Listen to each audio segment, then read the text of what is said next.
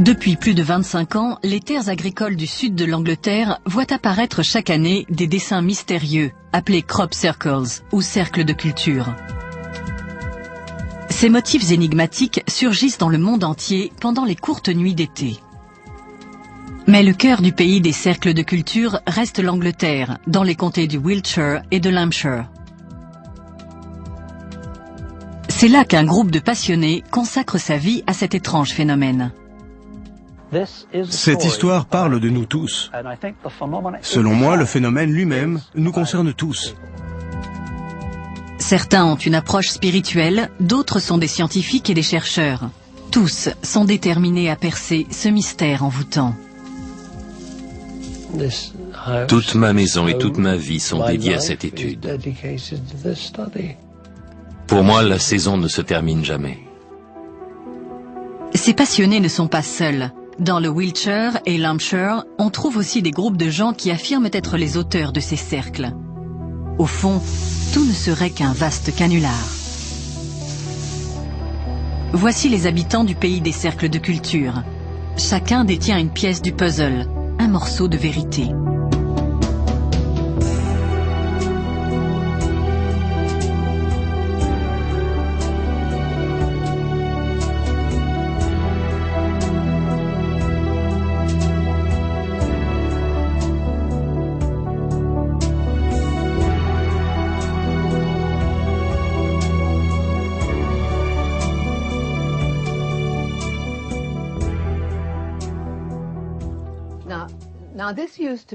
Autrefois, c'était ma salle à manger. Voici ce qui arrive quand vous vous prenez de passion pour quelque chose. Ça envahit tout. Non seulement vos pensées, mais aussi votre maison. Depuis 1990, Lucy Pringle étudie et photographie les centaines de cercles de culture qui sont apparus dans le sud de l'Angleterre. J'ai des tonnes d'archives. Nous sommes à la fin du mois de mai 2001. Le premier cercle de culture de la saison vient enfin d'apparaître, avec près d'un mois de retard, tout près de chez Lucy, dans le comté de l'Hampshire. L'Hampshire a été le berceau de cercles de culture pendant les années 1980. Cela me semble normal qu'après tous les problèmes terribles que nous avons eus avec la fièvre afteuse, les cercles reviennent là où tout a commencé.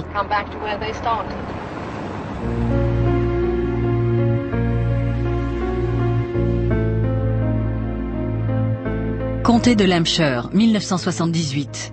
Les premiers cercles de culture sont signalés. Ce ne sont que des simples dépressions circulaires dans des champs. Personne n'y prête grande attention.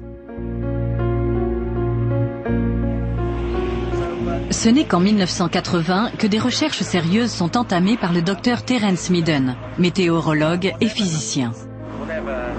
Quelle que soit la cause de tout cela, ça se passe dans l'atmosphère au-dessus des champs. Midden est persuadé que certaines de ces formations peuvent être expliquées par des anomalies météorologiques appelées vortex de plasma. C'est un terme scientifique qui peut sembler grandiloquent, mais au fond, ce n'est qu'un tourbillon qui se forme dans l'air sous l'impulsion d'événements naturels. Certains scientifiques ont pu montrer qu'un tel vortex pouvait s'affaisser. Cette explication, bien que scientifiquement valide, ne peut s'appliquer qu'aux formations les plus rudimentaires. Dans les cas des cercles de culture très simples, formés naturellement, on a toutes les raisons de penser qu'ils ont été formés par un vortex tourbillonnant. En 1981, Midden est rejoint par Pat Delgado, ingénieur électronicien.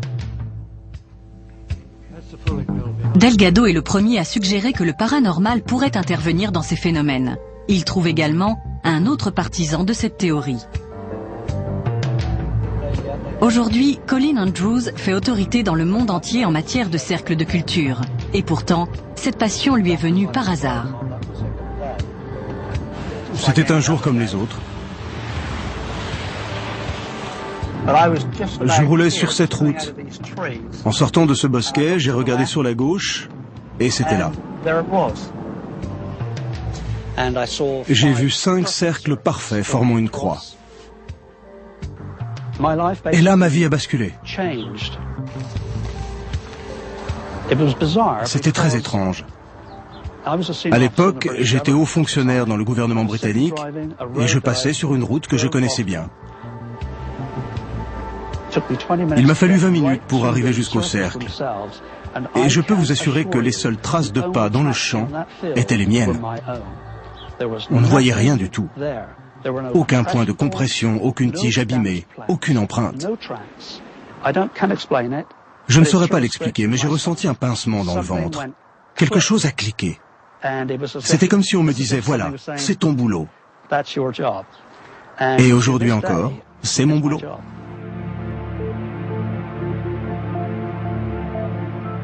En 1985, des cercles de culture apparaissent dans tout le Wessex. Le phénomène décolle. Mais pour l'instant, les chercheurs sont cloués au sol. Il leur faut un pilote et un photographe. Par chance, Busty Taylor a les deux casquettes. Dans les années 1990, on voyait apparaître 3, 4 ou 5 formations différentes dans la nuit.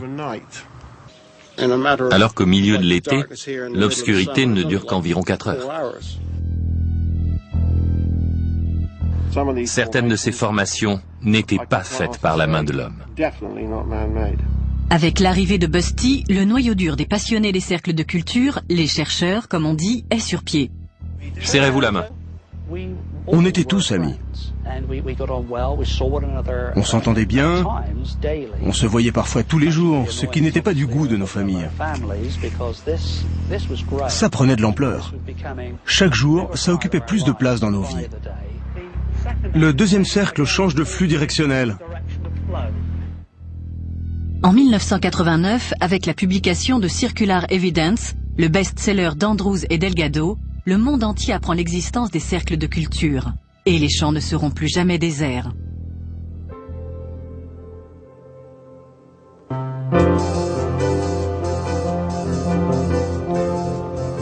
Les cercles de culture ont une durée de vie limitée.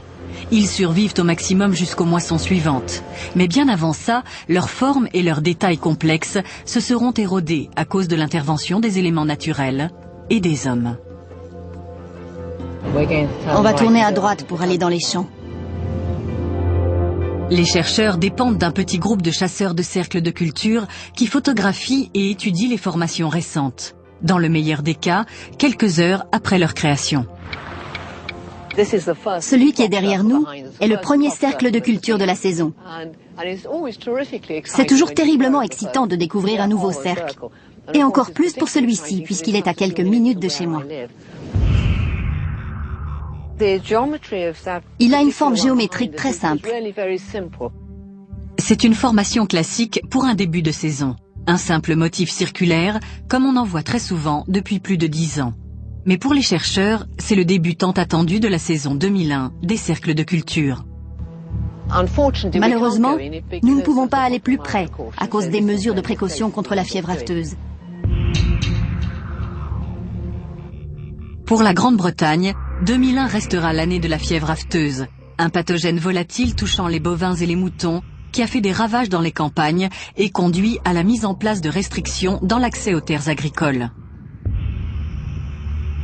Mais pour certains chasseurs de cercles de culture, cette crise sanitaire est une question bien trop terre à terre.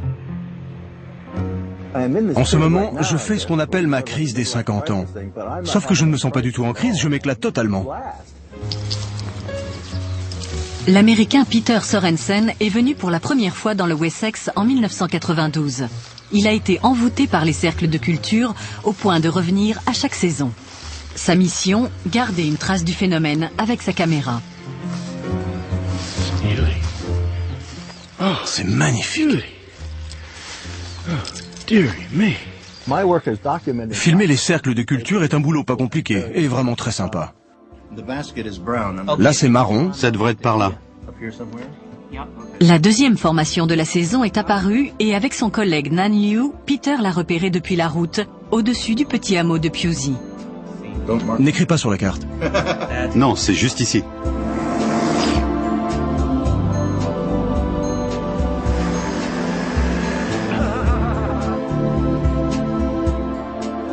Le Le paysage vallonné présente une nouvelle formation, et Peter est le premier à la filmer depuis les airs.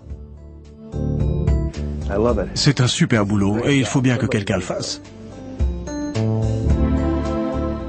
Comme souvent en début de saison, c'est un simple cercle et une petite déception pour la communauté des passionnés.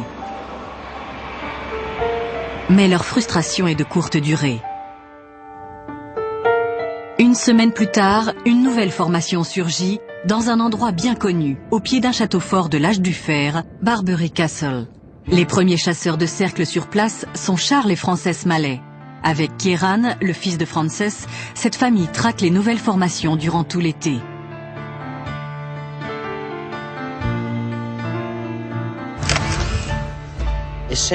Comme on habite à proximité, on vient observer les formations dès qu'elles arrivent. On est souvent les premiers à les voir. On les mesure, on les dessine et on prend des notes. Va jusque là-bas, tout au bord du cercle.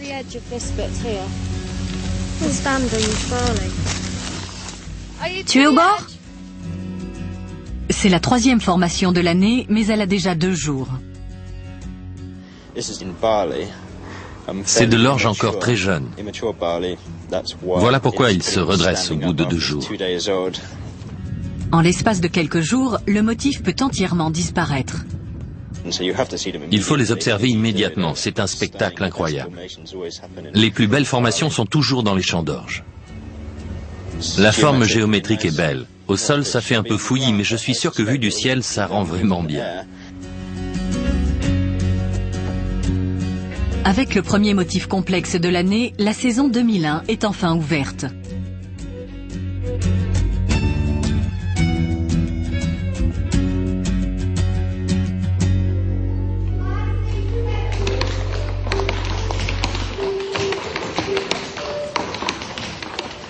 Au cœur du phénomène des cercles de culture se trouve le petit village d'Alton Barnes.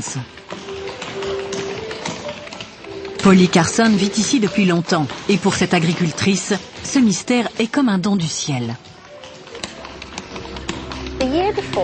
L'année précédente, des voisins avaient eu un cercle chez eux, et je me souviens avoir dit à Tim, mon mari, que ce n'était pas juste qu'on n'en ait pas un, nous aussi. On a envie d'être comme tout le monde. Les autres en avaient un, pourquoi pas nous? Et puis, 2 ou 3 semaines plus tard, on en a eu un grand.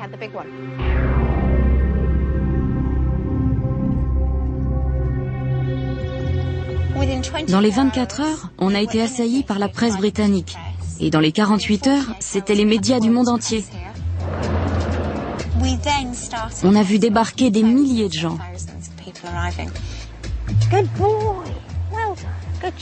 Aux yeux de Polly, cette apparition sur ces terres n'est pas un accident.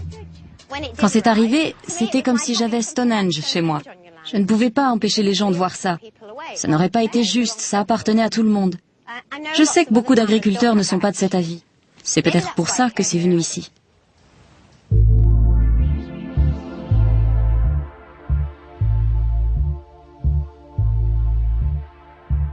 Une communauté se forme, et son grand prêtre est Michael Glickman, à qui la polémique ne fait pas peur.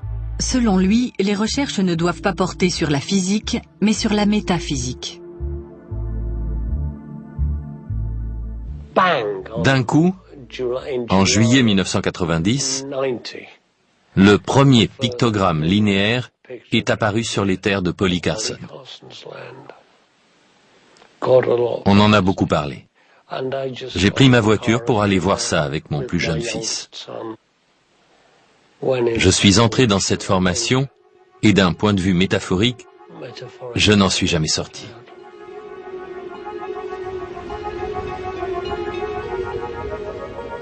En pénétrant à l'intérieur, on se retrouvait ailleurs.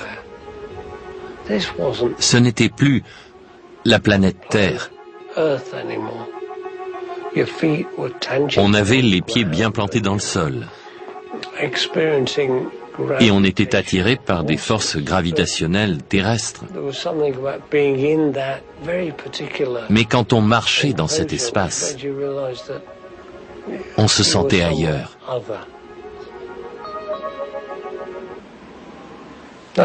Ça a suffi. J'avais le virus, j'étais foutu. Désormais, c'était toute ma vie.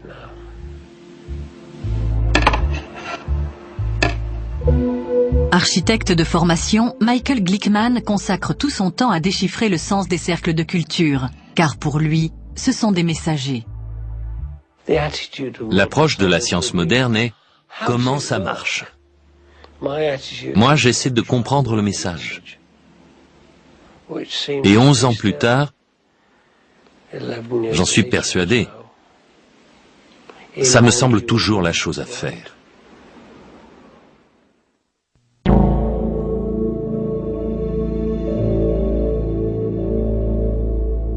Des formes complexes remplacent désormais les simples cercles. En juillet 1991, une formation incroyable apparaît près du château fort de Barbury Castle. Avec Barbury Castle, c'était comme si on était monté d'un cran. On était sidéré, totalement sidéré.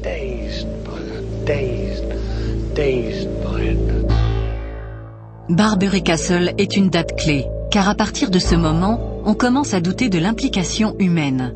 Et l'évolution symbolique des cercles suggère une volonté de prise de contact par une intelligence invisible.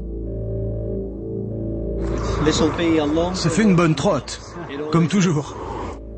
C'est une période palpitante pour les chercheurs. Mais la police du Wiltshire les voit comme des fauteurs de troubles. Les fermiers locaux signalent à la police du Wiltshire la présence de cercles de culture depuis le début des années 80, notamment dans la région de Devizes. Tracer ces cercles est illégal, mais nous n'enquêtons que lorsque les fermiers font une déposition officielle sur les dégâts constatés. L'année dernière, non loin de Devizes, nous avons saisi du matériel pour faire des cercles et Matthew Williams, qui réside dans le coin, a été arrêté et traduit en justice. Il a écopé d'une amende pour dédommager le fermier en question.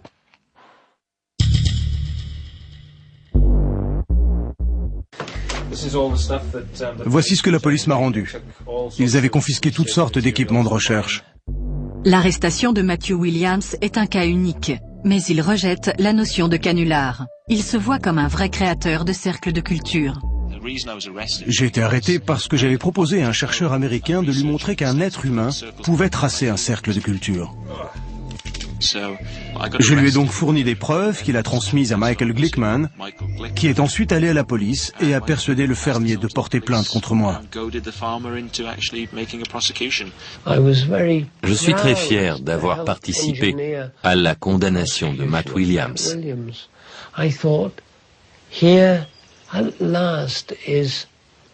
On tenait enfin quelque chose de tangible, la preuve d'un canular. Mais pas du tout.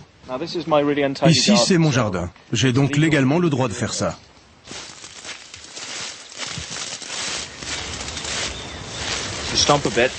Je m'arrête pour poser mon matériel. Il faut ensuite créer un axe central. Cette affaire ne repose sur rien de vrai. La première chose à savoir, c'est que tout est faux à propos de ces pseudo-canulars. Tout. La création de cercles de culture est considérée comme une supercherie malveillante. Et voilà, j'ai un cercle de culture dans mon jardin. Mais Matthew Williams clame haut et fort que ses motivations sont les mêmes que celles de Michael Glickman. Pour moi, c'est quelque chose de spirituel. Ma passion des cercles de culture vient des expériences étranges que nous avons eues en les traçant. Et ces expériences prouvent que quelque chose nous observait. Quelque chose était présent pendant qu'on les traçait. Il y a des phénomènes paranormaux associés aux cercles de culture, mais ce ne sont pas ces choses qui les créent. Ce sont des gens. Le paranormal, c'est autre chose qui existe dans les régions où les cercles de culture apparaissent, après ou pendant leur création. C'est ça qui m'intéresse.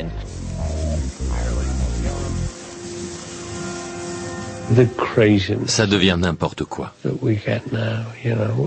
Du délire. Et tout remonte à Doug et Dave. Tout a commencé avec ce premier mensonge lamentable.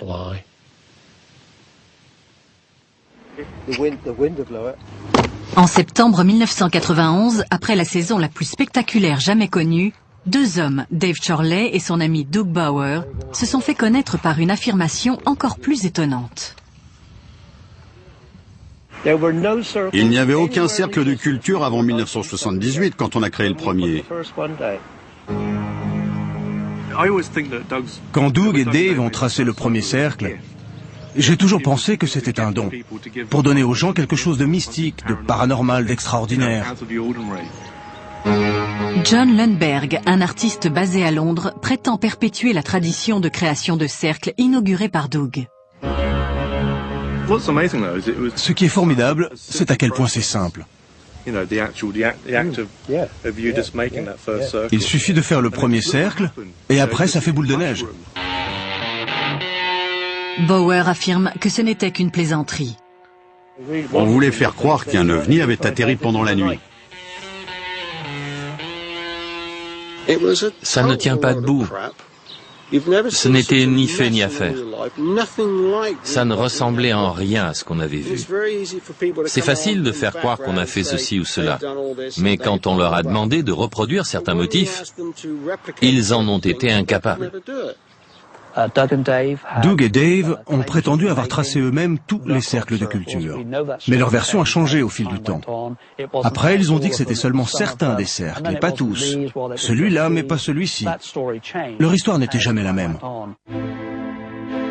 Il y a une autre incohérence dans l'affirmation de Doug et Dave. Les historiens ont retrouvé des archives surprenantes évoquant des cercles de culture. Elles datent de plusieurs siècles. Par exemple, un article de la revue britannique Nature décrit plusieurs cercles près de Londres dans les années 1880.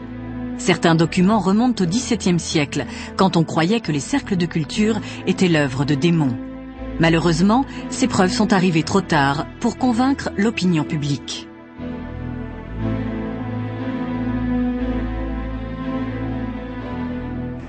Le mensonge de Doug et Dave a eu l'effet d'une bombe à retardement, comme un virus qui allait infecter le corps de la communauté des cercles de culture jusqu'à le détruire presque complètement. Et 10 ans plus tard, nous payons toujours les pots cassés. Je ne peux pas montrer à la caméra certains motifs. Selon Matthew Williams, le virus du canular s'est en effet multiplié.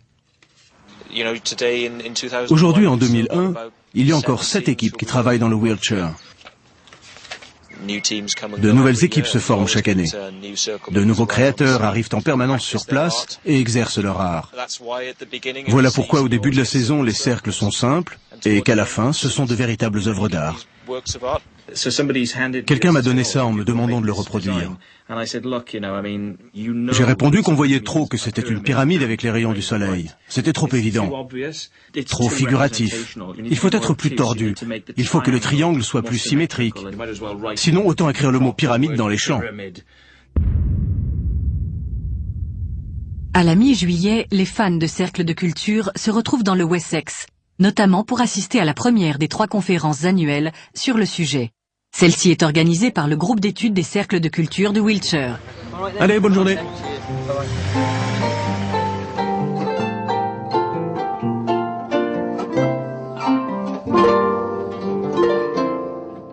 Pour certains, ces conférences sont l'équivalent d'un pèlerinage spirituel. Beaucoup trouvent des réponses à leurs questions dans les interprétations ésotériques de l'organisatrice de la conférence, Francine Blake.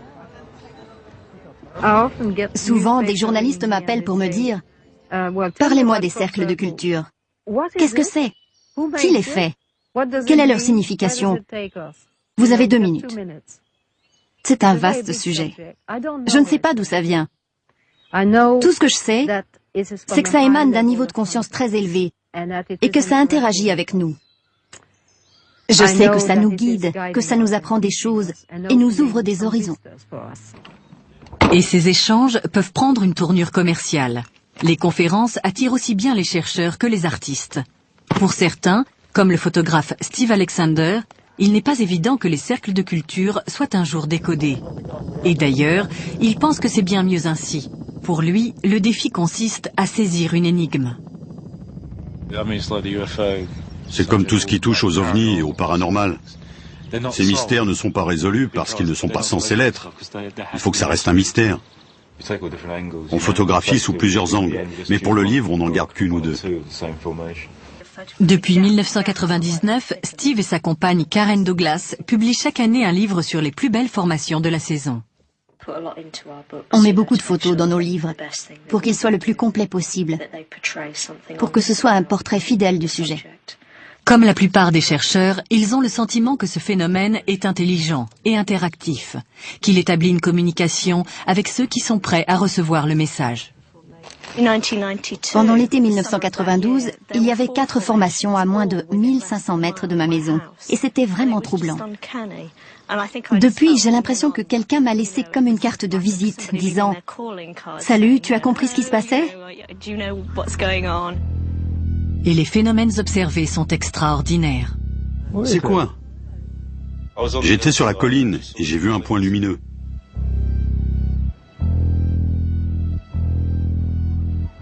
Et il a commencé à se déplacer dans le champ en clignotant. Au loin, je voyais un tracteur. Plus tard, le conducteur du tracteur a été interrogé. Et il a répondu que le moteur de son tracteur s'était arrêté quand l'objet l'avait survolé. Il l'a décrit comme aussi gros qu'un ballon. La théorie selon laquelle les ovnis sont responsables des cercles de culture a un fond de vérité, parce que beaucoup de témoins oculaires décrivent une sorte de vaisseau ayant participé physiquement à la création des dessins. Mais ça va bien au-delà de ce qu'on peut observer. Concernant les cercles de culture, je crois que les ovnis ne sont qu'une infime partie de la réalité. Une autre partie de la réalité qui fait l'unanimité chez les chercheurs est leur certitude que les authentiques cercles de culture génèrent des énergies subtiles qui peuvent être ressenties et mesurées. Les effets ne sont pas toujours positifs. Certaines personnes se sentent incommodées, ont envie de vomir ou mal à la tête. Ou d'autres, en marchant dans le champ pour approcher du cercle, ont l'impression que quelque chose veut les empêcher d'avancer. On se retrouve avec une violente migraine. Super! Je ne vous donnerai pas le nom de la personne ni où ça s'est produit. Mais un jeune homme est entré dans une formation récente et il a eu une érection pendant 24 heures. On constate de drôles de choses. Pas besoin de Viagra ici. On l'a prise un dimanche dans une formation apparue la veille. Les pannes de matériel et les anomalies photographiques sont également monnaie courante. Les piles des appareils photos se vident en 1 seconde. C'est un signe positif quand l'appareil tombe en panne. Ça ne nous est pas arrivé cette année. Quand ça arrive, vous êtes plutôt content.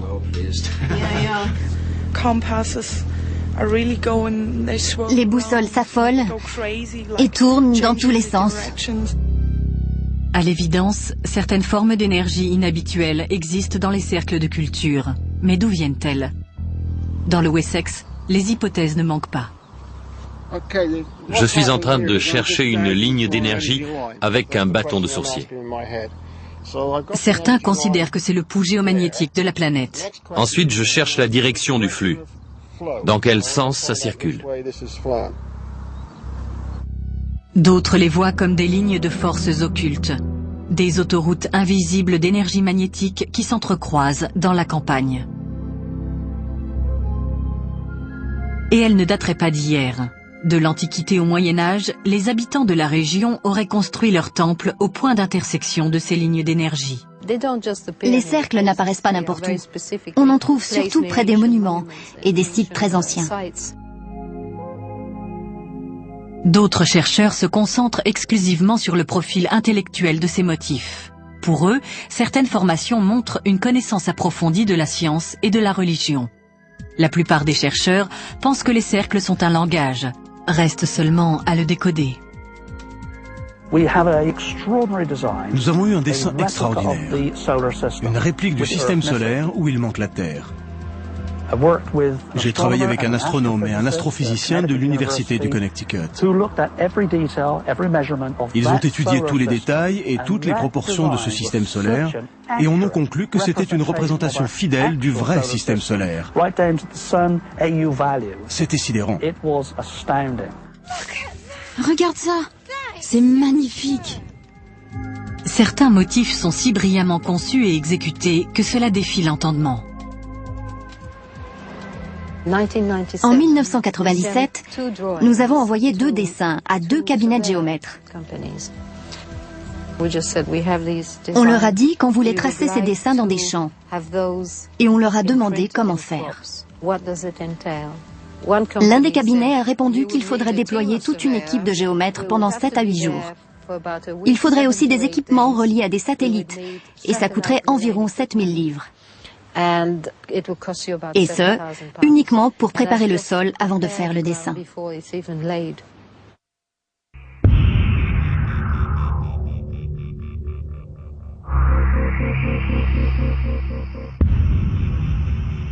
Fin juin, les formations continuent d'apparaître. Sur celle-ci, le centre a été moissonné par l'agriculteur quelques heures après sa découverte, sans doute pour décourager les curieux.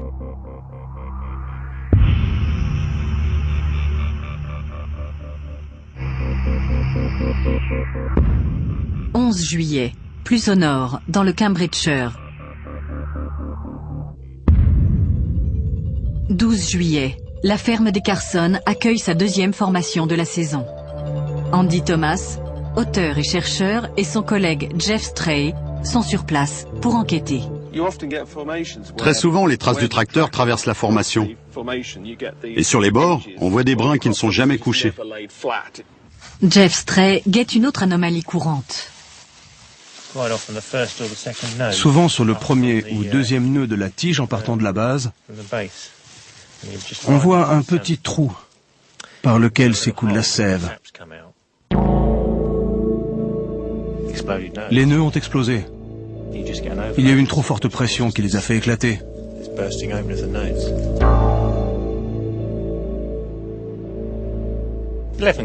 Levengood, qui est le biophysicien qui étudie ces nœuds, a une explication naturelle à ce phénomène.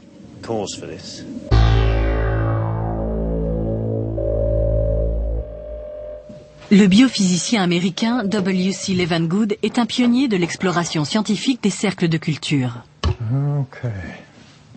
En collaboration avec des chercheurs britanniques présents sur le terrain, il a développé un protocole d'analyse. On lui envoie des échantillons et il rend ses conclusions. Ces cavités d'expulsion sont propres aux formations dans les champs.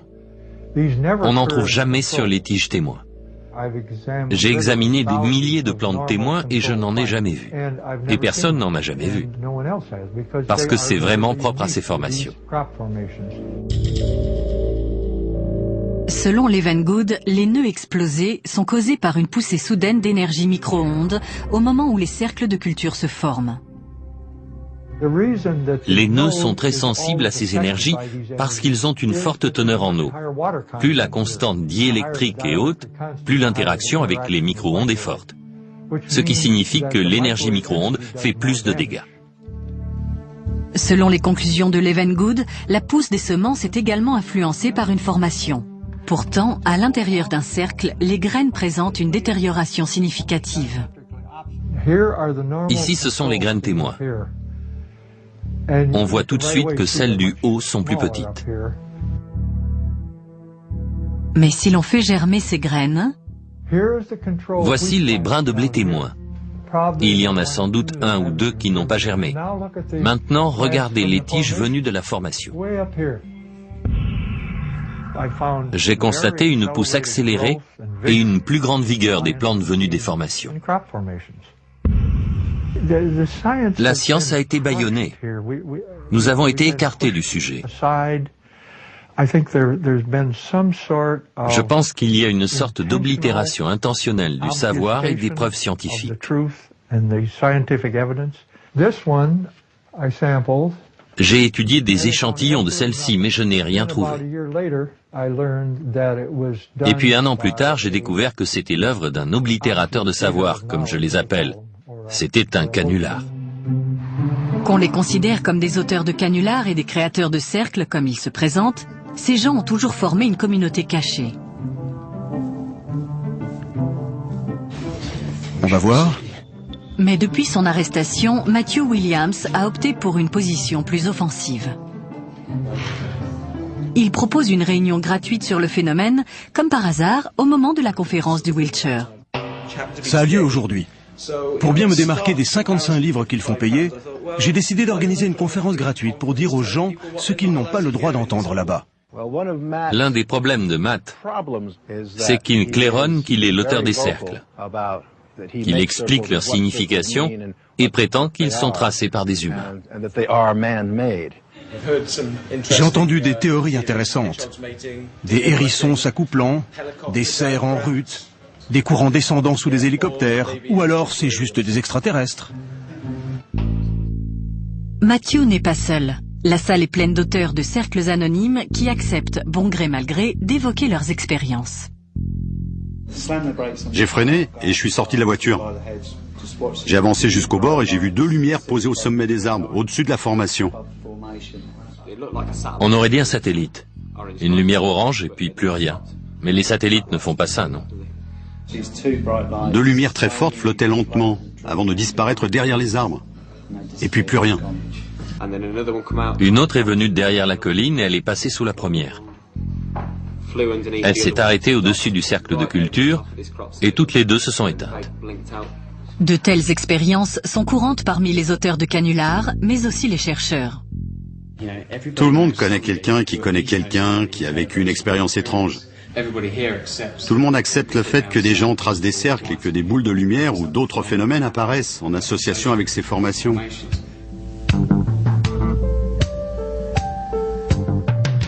Certains des objets observés peuvent être une boule de feu créée par la foudre ou d'autres phénomènes naturels connus. Mais beaucoup se comportent de manière inexplicable. Quelle que soit leur origine, ces objets volants non identifiés sont associés au cercle de culture depuis toujours et sont une nouvelle preuve qu'il s'agit d'un phénomène authentique.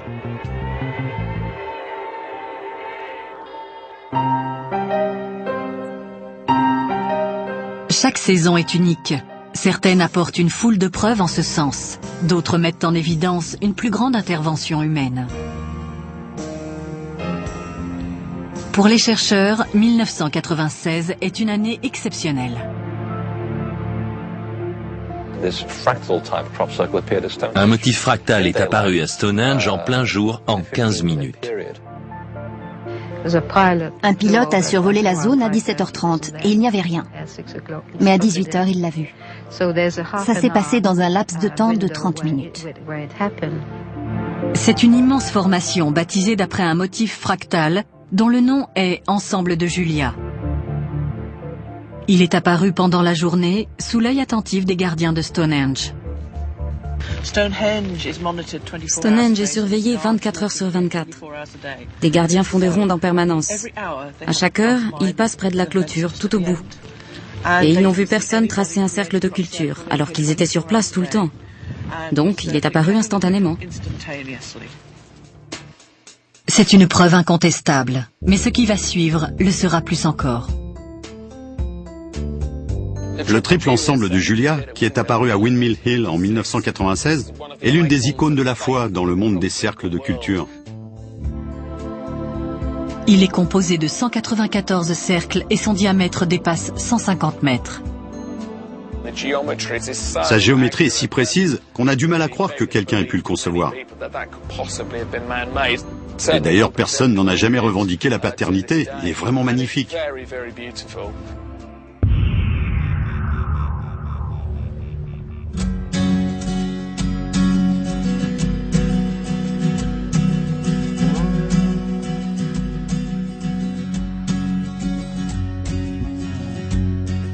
C'est un matin anglais typique, gris et humide. Mais les Malais sont en route pour leur surveillance quotidienne des cercles de culture. Leur promenade les conduit jusqu'à Alton Barnes, Silbury Hill et Avebury, là où ils ont le plus de chances de repérer de nouvelles formations. On part tôt le matin pour faire le tour des formations, pour que nos photos soient les plus précises possibles, avant qu'elles ne soient piétinées par des hordes de touristes. Non, il n'y a rien. Peut-être dans le creux.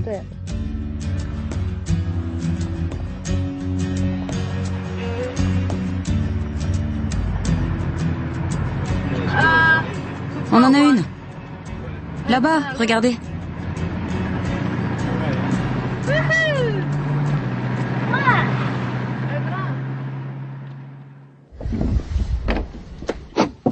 La formation n'était pas là hier. Elle est apparue dans la nuit.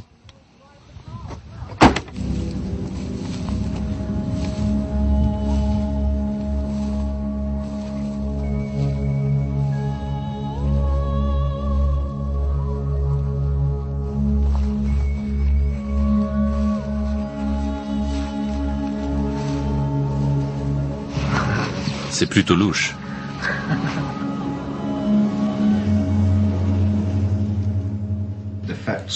Les traces sur le sol nous indiquent que ça a été fait par des humains. C'est très clair. Les années précédentes, ça n'arrivait jamais. On voit bien que quelqu'un a planté un pieu ici. On passe notre temps à reconnaître les vraies formations des fausses. C'est impossible à dessiner. Je vais le faire. Je dois d'abord mesurer. Ensuite, tu pourras en faire un dessin.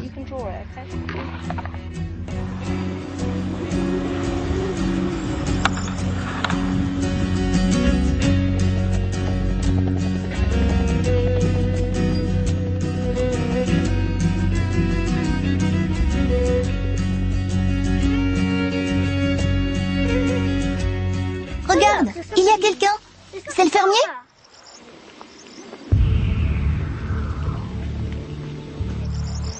Eh zut. Charlie, voilà le fermier. C'est pas grave. Ça va barder? Ça dépend qui c'est. C'est peut-être Monsieur Butler. Si c'est lui, ça ira. C'est mon champ. Personne n'a le droit d'y venir, d'accord? L'autre était dans votre champ aussi? Non, ce n'était pas mon champ, mais personne n'a le droit d'y aller non plus. Dites aux petits saligots qui font ces machins que si j'en attrape un, je lui casse les jambes. Depuis environ 10 ans, on a tout le temps des formations dans les champs, vers cette époque de l'année. On n'est jamais content quand ça arrive. Cette année en particulier, on n'autorise personne à aller voir les formations de près, à cause des problèmes de fièvre afteuse. On comprend le point de vue du fermier. Il ne sait rien de notre démarche. C'est effrayant pour les fermiers. Pour vous, c'est quoi? Du vandalisme? Les cercles sont tous faits par des gens? Je dirais que oui, en ce qui concerne au moins 90% d'entre eux.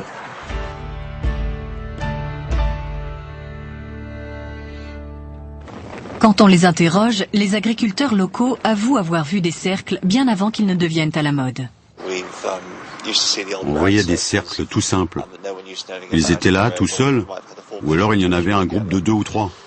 Mais souvent, c'était juste une zone tout aplatie. On ne le voyait qu'en passant dessus avec la moissonneuse.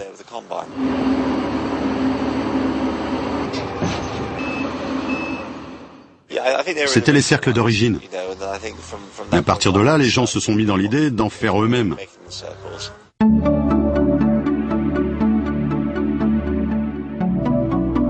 Fin juillet, la saison 2001 des cercles de culture passe à la vitesse supérieure.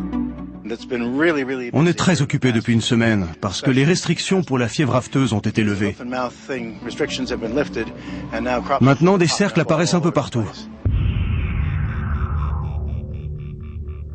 Cette formation est tracée par 2 chercheurs allemands, en guise de remerciement pour l'intelligence créatrice des cercles. Il y en a dans les céréales. Pour le chercheur américain Don Russell, c'est aussi l'occasion rêvée de tester sa théorie. Selon lui, ces formations artificielles présentent les mêmes pics électromagnétiques que les cercles de culture soi-disant authentiques. On approche de la formation de Koch-Kaiborg. Je mesure l'énergie ambiante dans le champ. C'est vraiment étrange. C'est quoi? C'est le bord. 60, 70, 80, 90. Nom d'un chien. C'est au centre. Les mesures les plus hautes sont en périphérie du tourbillon central.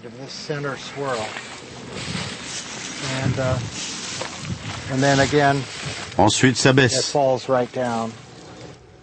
Encore une fois, une formation artificielle libère les mêmes énergies que les vrais cercles.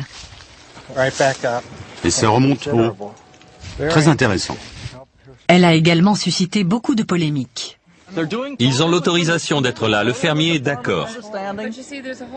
Beaucoup de gens croient au canular et vous leur donnez du grain à moudre. Je crois qu'on fait ce qu'il y a à faire. On mène des recherches scientifiques. C'est une expérience contrôlée. Je comprends. Ce n'est pas aussi répréhensible que les canulars. Mais je crois que vous donnez des arguments à ceux qui pensent que des humains créent ces cercles, alors que le monde aurait bien besoin d'une énergie transcendantale. Ce ne sont pas des créations humaines. Ce n'est pas à notre niveau. Et ça vient d'un très haut niveau de conscience. Ça dépasse notre compréhension, nos connaissances. Ça, c'est difficile à accepter. Alors que des hommes qui feraient ça avec des planches, c'est facile à accepter, parce que ça cadre avec notre mode de pensée. Si les cercles de culture sont réels, ils sapent les fondations même de notre société. Notre science, notre religion, notre technologie, notre économie, notre sociologie. Et ça fait peur. Les créateurs de cercles sont diabolisés, ce qui ne rime à rien. Peut-être sont-ils des héros. Et il se pourrait que les croyants purs et durs soient des gens fascistes et dogmatiques, qui créent tous les problèmes du monde.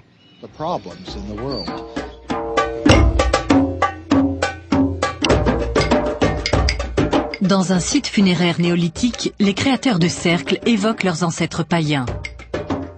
Celui qui incarne le mieux l'esprit païen de ces gens est peut-être Dan Darby. Avec sa femme et son enfant, il vit dans une péniche qui parcourt les canaux du Wiltshire. Dan Darby était un croyant. Il a découvert que certains cercles étaient tracés par des humains. Et il y a vu un catalyseur idéal pour éclairer les consciences. Et il a commencé à participer lui-même à ces activités. Pour moi, il ne s'agit pas de se moquer ou de tromper les gens. C'est une chose spéciale, subtile et magique. Ce n'est pas une blague. On veut savoir ce qui se passe, ce que c'est. D'un côté, on a les créateurs de cercles et de l'autre, les chercheurs. Mais au milieu, il y a une autre forme de conscience qui se moque de tout le monde. Plusieurs fois, on a bien cru se faire attraper. Des torches ont balayé les champs. Des gens essayaient de nous attraper. Mais on pense que quelque chose nous protégeait. On veut qu'il y ait du respect dans le temple qu'on va construire, dans l'espace sacré qu'on va installer. Il y a une conscience derrière tout ça. Elle nous motive.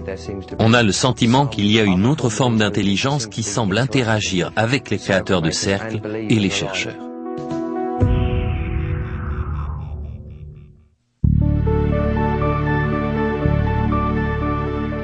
La saison 2001 a atteint son apogée, mais elle est loin d'être terminée.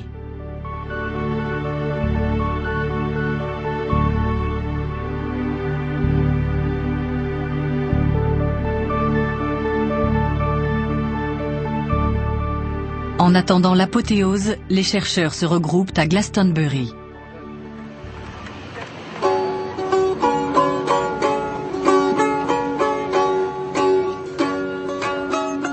Glastonbury est la capitale spirituelle de l'Angleterre.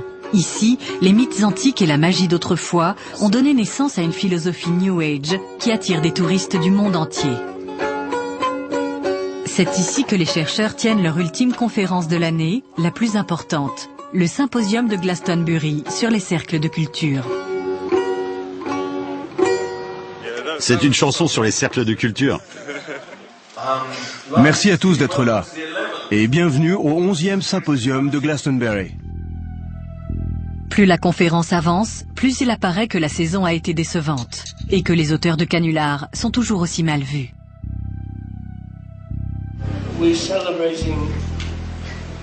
Nous célébrons un anniversaire très important. Le 10e anniversaire de Doug et Dave.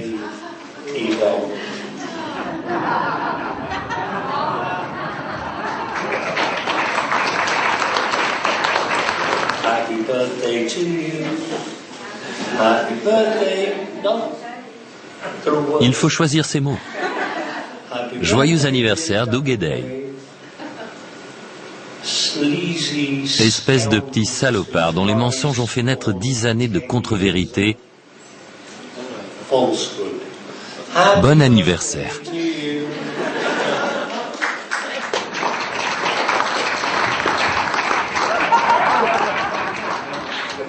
Maintenant, finissons-en enfin avec ces conneries.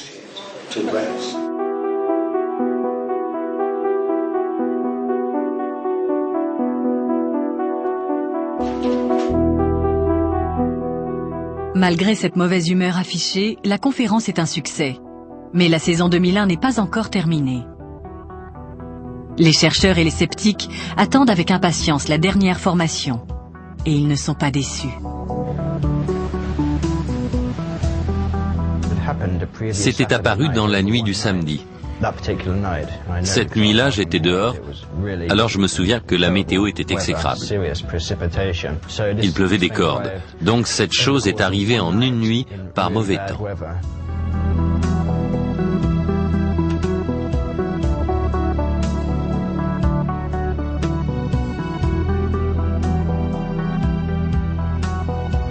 Il nous a fallu 20 minutes pour trouver le centre, tellement c'était immense. «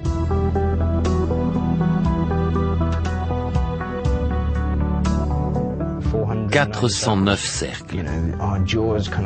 On en est tous restés bouche bée en pénétrant dans cette formation. On le considère comme le plus abouti de tous les cercles de culture, et pourtant, personne ne l'a revendiqué. D'ailleurs, le créateur de cercles, John Lundberg, a calculé que dans des conditions normales, il aurait fallu tracer chaque cercle en moins de 30 secondes. C'est tout simplement la plus grande formation jamais observée dans le monde, avec le plus grand nombre de cercles. Et c'est un motif époustouflant. C'est le point final spectaculaire d'une saison paresseuse et controversée.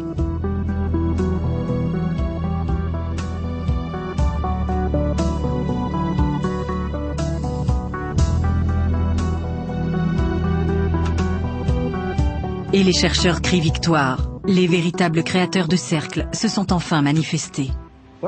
Il s'agit d'anges qui travaillent en collaboration avec des extraterrestres, des esprits terrestres et des êtres humains qui aplatissent les champs. Il y a une telle beauté, une telle intelligence, une telle majesté, un tel synchronisme dans les cercles de culture que ça ne peut pas se résumer à des petits plaisantins tout juste sortis du pub. Ça affecte le monde de manière si profonde et si magnifique que ça ne peut pas être que nous. C'est impossible.